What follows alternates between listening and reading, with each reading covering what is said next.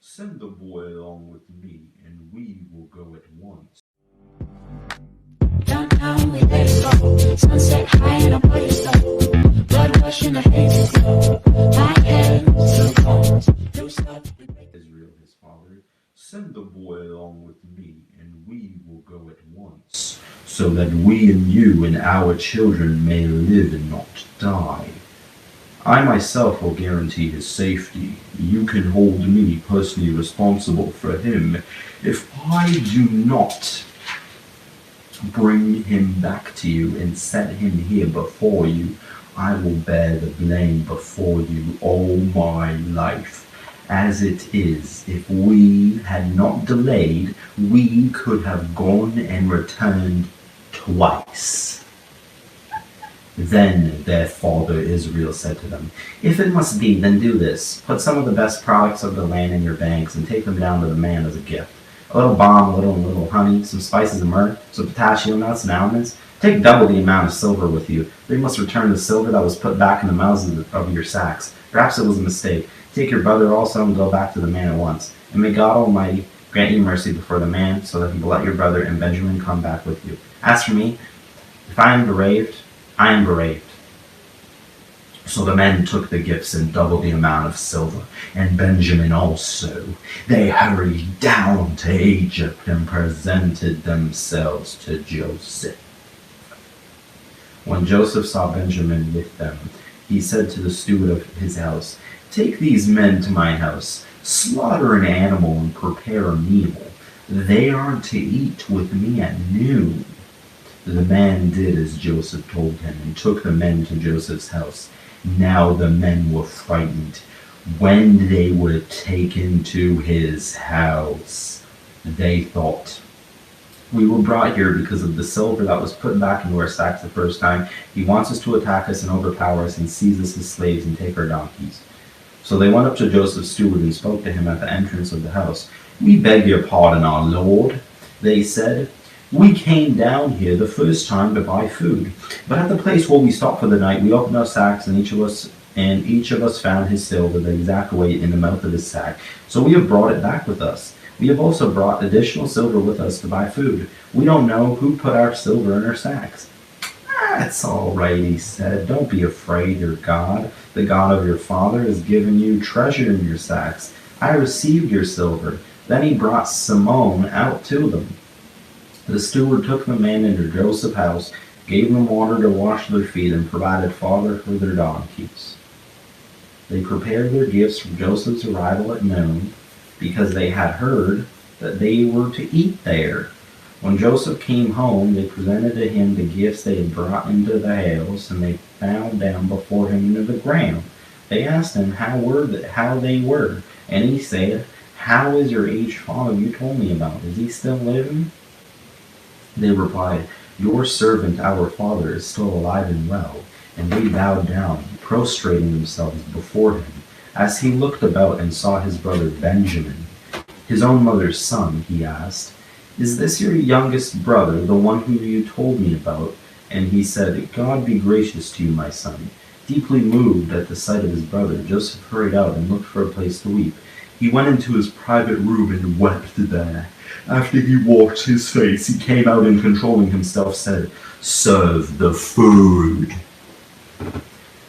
They served him by himself, the brothers by themselves, and the Egyptians who ate with him by themselves, because Egyptians could not eat with Hebrews, for that is detestable to Egyptians. The men had been seated before him in the order of their ages, from the firstborn to the youngest, and they looked at each other in astonishment. When portions were served to them from Joseph's table, Benjamin's portion was 5 times as much as anyone else's. So they feasted and drank freely with him, a silver cup in a sack.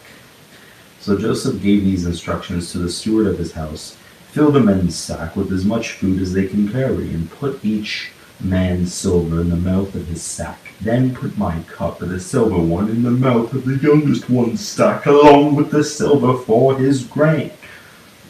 And they did as Joseph said.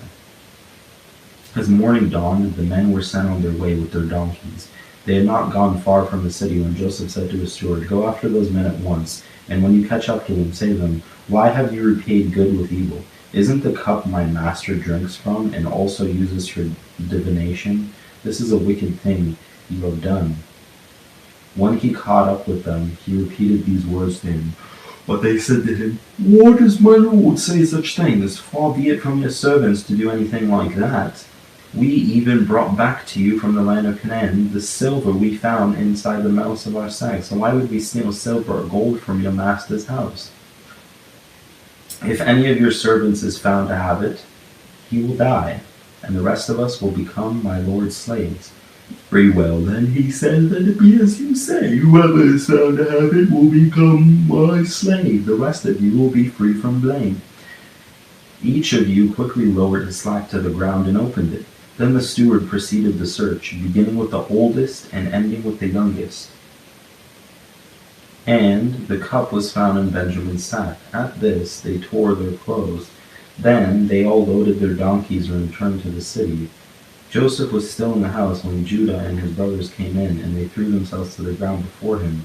Joseph said to him, "What is this you have done? Don't you know what a man like me can find things out by divination?" "What can we say to my lord?" Judah replied. "What can we say? How can we prove our innocence? God has uncovered your servant's guilt, but we are now my lord's slaves. We ourselves and the one who was found to have the cup." But Joseph said, "Far be it from me to do such a thing. Only the man who was found to have the cup will become my slave. The rest of you, go back to your father in peace." Then Judah went up to him and said, "Pardon your servant, my lord."